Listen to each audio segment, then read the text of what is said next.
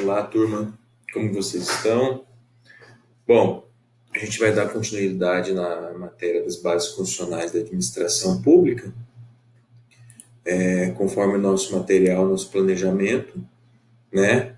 Hoje é o capítulo 23 do livro do Matias. Nós vamos terminar esse capítulo e encerrar. Aí depois, no final, eu vou liberar um socrativo para vocês com o trabalho. Semana que vem a gente vai ter mais uma aula. Eu libero outro trabalho, valendo 6 pontos. Mais a nota anterior vai ser o somatório, mais a nota anterior do trabalho do português, os dois trabalhos do português, nós vamos finalizar. Pois bem, nesse módulo a gente vai falar um pouco sobre fundamentos constitucionais do Estado e da administração pública. Semana passada eu já dei uma introdução, eu falei um pouquinho sobre os valores do trabalho da livre iniciativa, isso aí está na Constituição Federal, e falei um pouco já sobre soberania, isso foi matéria inclusive do outro módulo.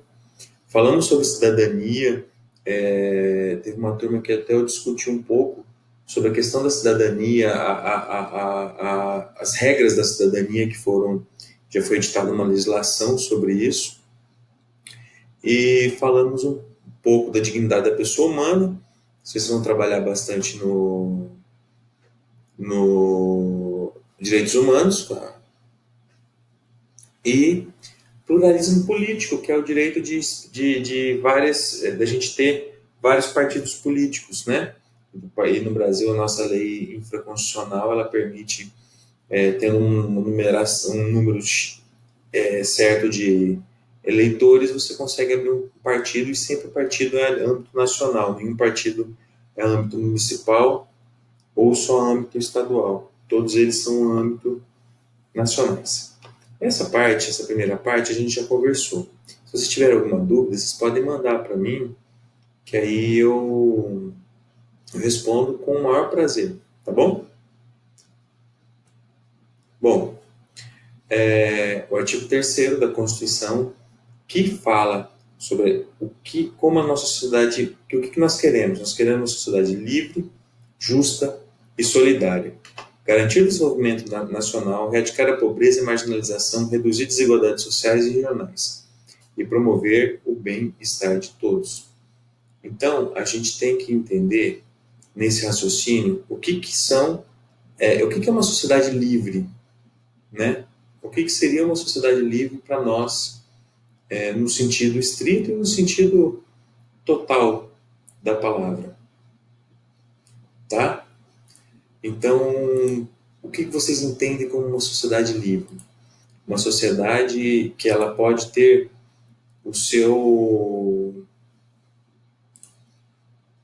a sua vontade prevalecendo. Primeiro, o que é liberdade dentro do nosso direito? Segundo, como que essa sociedade vai expressar-se, tá? Liberdade pode haver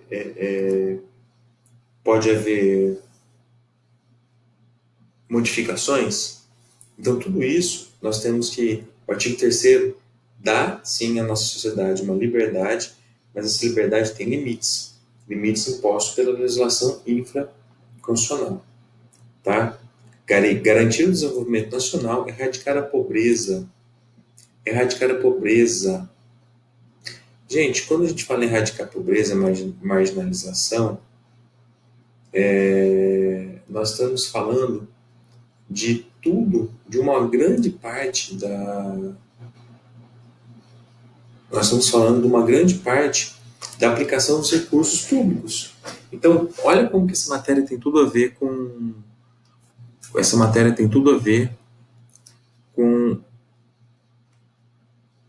o nome dela, Base Constitucionais da Administração Pública. O que a administração pública tem que fazer?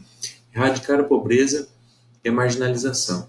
Aí eu vou citar alguns exemplos de erradicação da pobreza e as leis que parece que não estão diretamente ligadas, mas estão. Reforma da Previdência. O que a reforma da Previdência tem a ver com a erradicação da pobreza? Tudo a ver. Vamos pensar o seguinte: a gente tem a pobreza, hoje, 30% dos brasileiros vivem da sua aposentadoria. E famílias utilizam-se dessa aposentadoria. Então, pensa uma coisa: o quanto que essa sociedade, e não são 30, são quase 30, tá? O quanto dessa sociedade, o quanto da erradicação da pobreza passa pela previdência social, tá? A população carcerária. A população carcerária faz parte da erradicação da pobreza? A maioria dos nossos presos são pobres? Pois bem, isso é mais um sentido para a gente analisar o artigo 3º da Constituição, tá?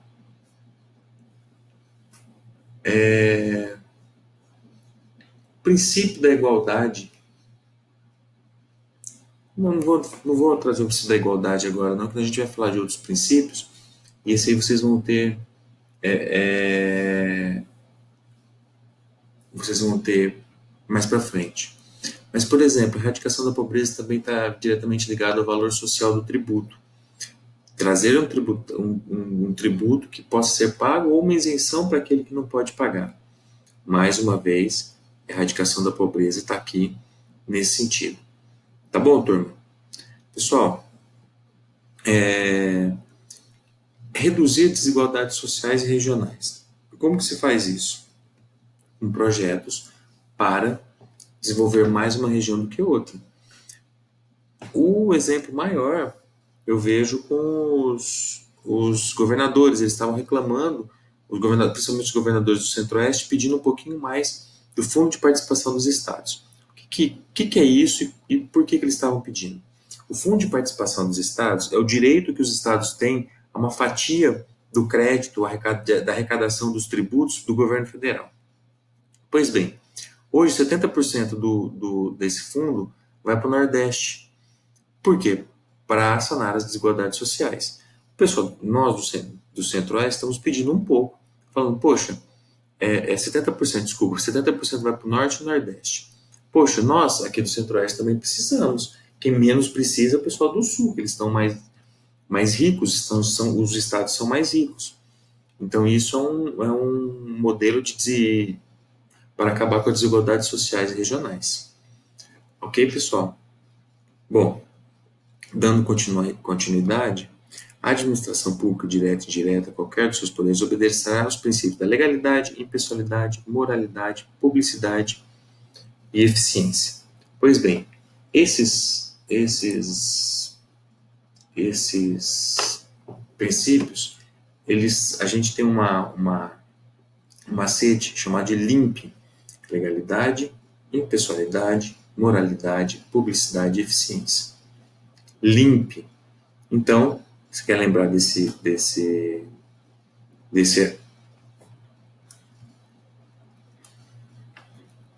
você quer lembrar?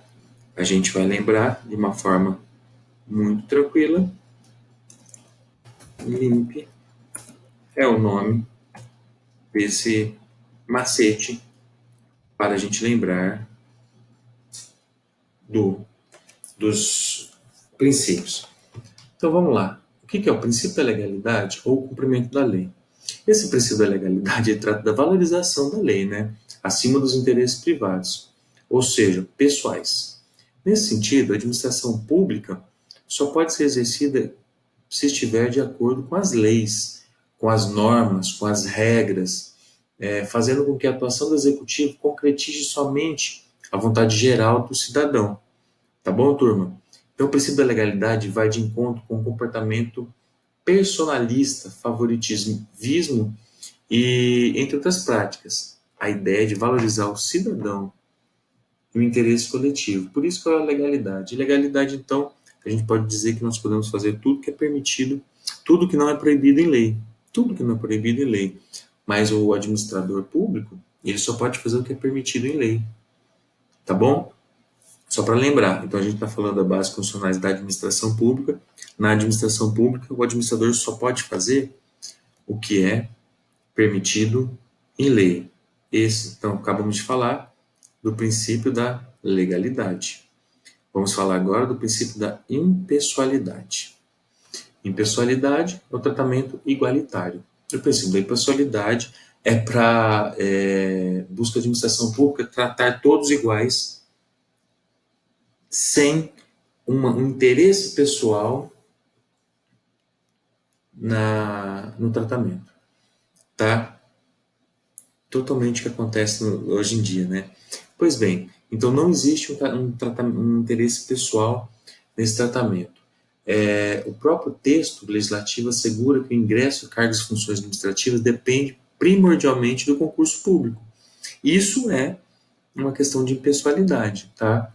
Porque senão seria indicação. Indicação vai ao desencontro da impessoalidade. O próximo que nós vamos falar agora da moralidade. Moralidade obriga os agentes públicos a atuarem em conformidade com os princípios éticos. Inclusive, vocês estão tendo uma aula de ética com o professor, nota 10. Pois bem,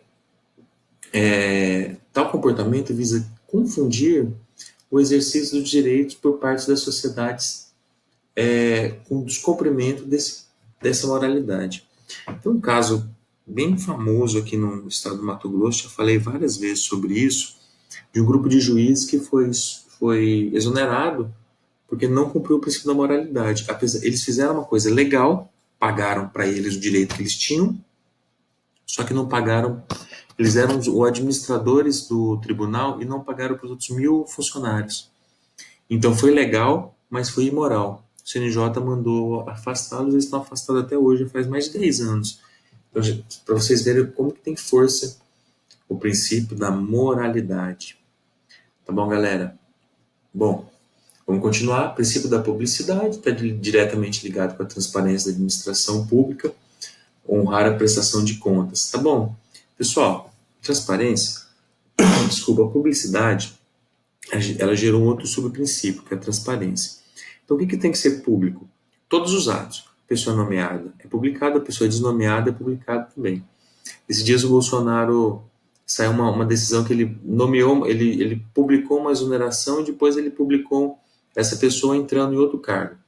Na verdade, trocou de cargo, trocou de função, aquela pessoa trocou de função. Então, no mesmo dia você nomeia para um, e você tira a nomeação de um e nomeia para outro.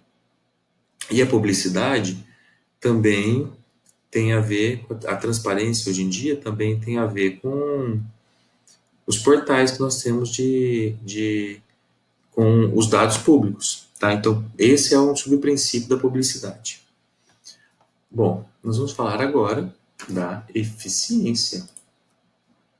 Eficiência. A eficiência, ela está ligada diretamente a uma boa administração, certo? Ou seja, o servidor público evitar todos os esforços para que aquele ato que ele é destinado a fazer, ele faça com a forma mais célere, a forma mais justa, a forma mais interessante para a administração pública. Tá bom? A eficiência foi inserida em 1988 e ela é muito importante dentro do cenário da administração pública. Turminha, o negócio é o seguinte, eu vou fazer mais um vídeo e eu quero que vocês acompanhem.